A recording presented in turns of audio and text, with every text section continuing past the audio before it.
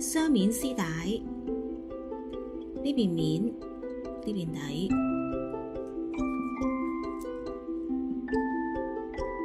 握住呢個位，利用兩隻手指將一條穿過嚟，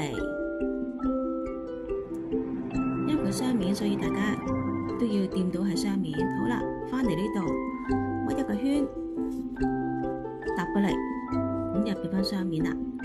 好啦，跟住又喺呢度屈一個圈，然之後搭過嚟，咁四邊都係雙面啦。咁我哋唔需要咁長嘅，然之後將呢一條喺呢個窿窿嗰度穿過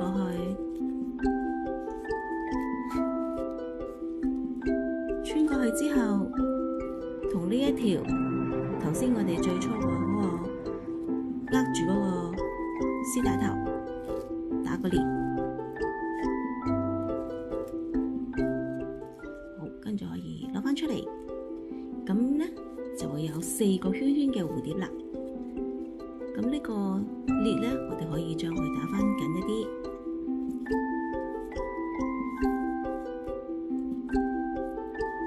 然之後修整下蝴蝶，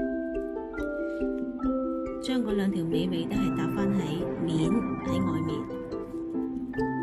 然之後修剪一下。